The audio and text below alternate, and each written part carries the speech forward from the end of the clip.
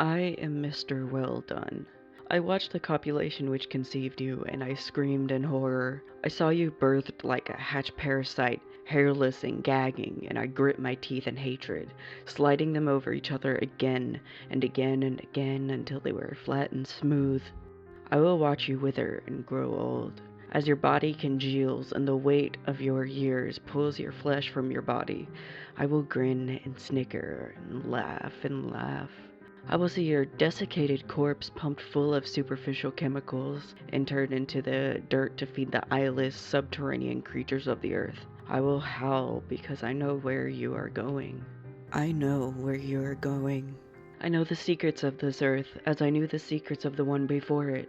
I will bring about the end, and you cannot stop me. You read these tales, and you do not know that with each one you read, with each one you create and recreate, with each one you retell, with each one you claim ownership of, you beckon the end. For there will be some among you who will try to verify these tales.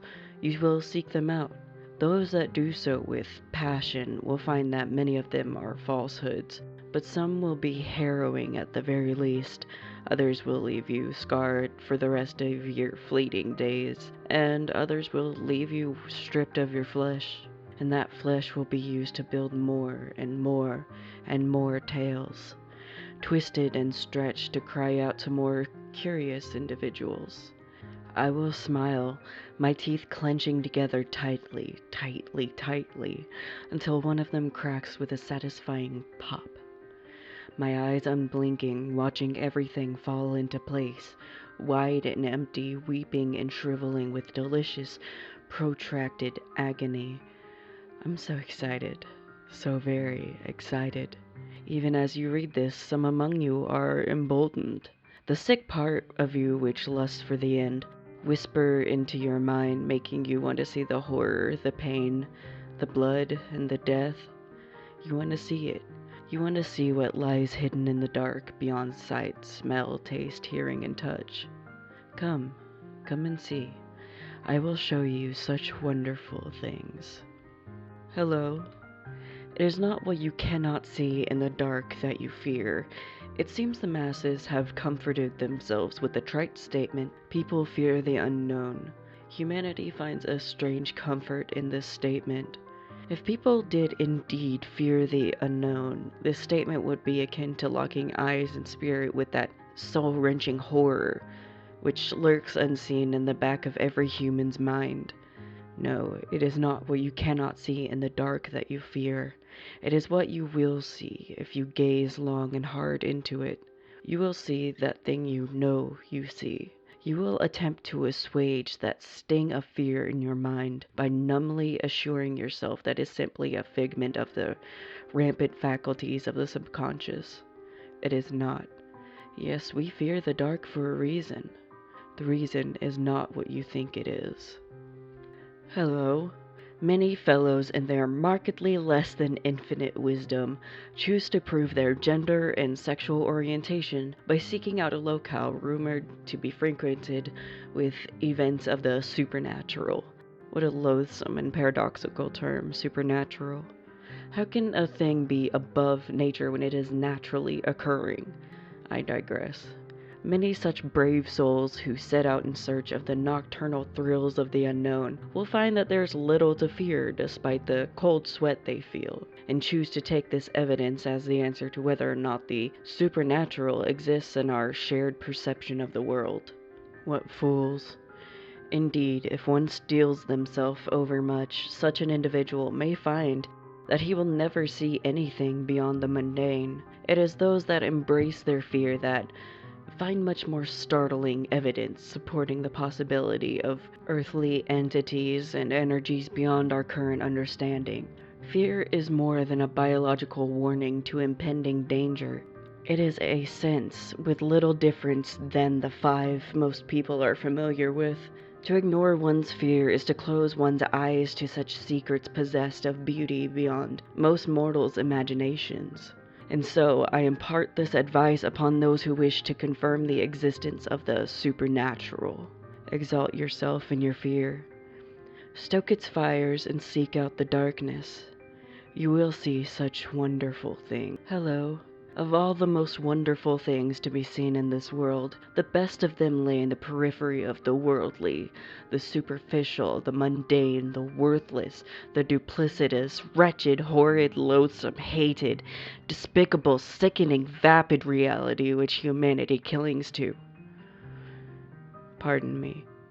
But in the corners of the eye lay unknown gems amidst the refuse, those flitting shapes humanity unconsciously assigns to the readily explainable, acceptable normalities of the social world which haunts us, leaving us with a vague fear that begs our eyes to close so very tightly when the lights are put down for an evening's rest and not to open again until the reassuring light of the morning dispels the possibilities of the darkness. What waste!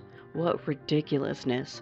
Open your eyes and use the wondrous capabilities of this fantastic organ.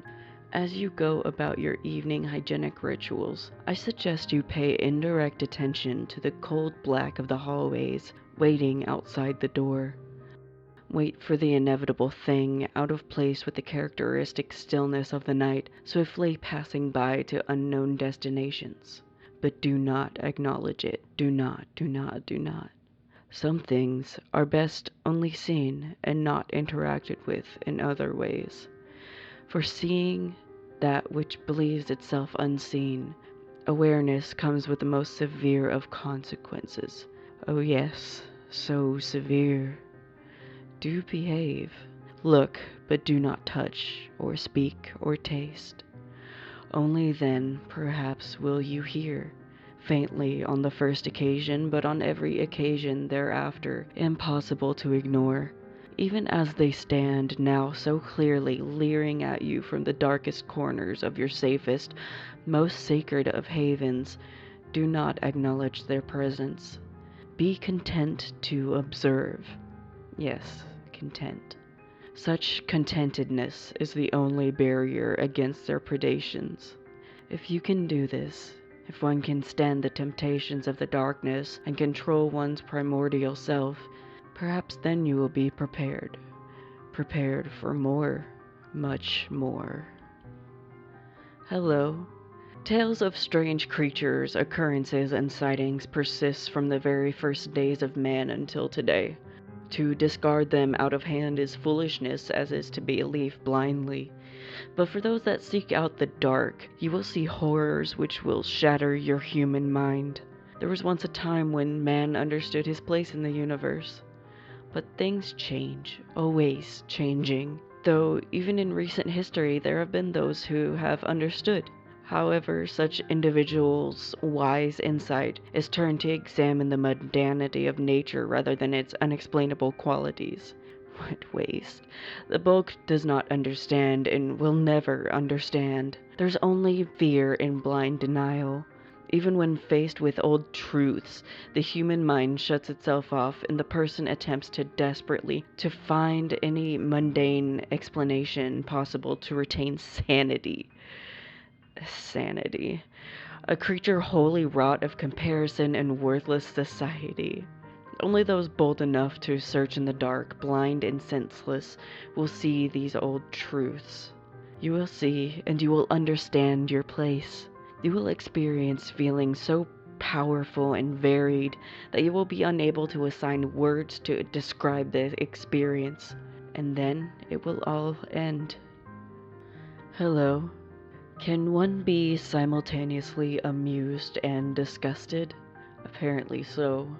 Humanity disgusts me for its constant squabbling for little pieces of paper, hierarchical conflicts for power that exist only in the imaginations of those involved, and the pointless use of lives in order to sustain nothing but a paltry level of comfort.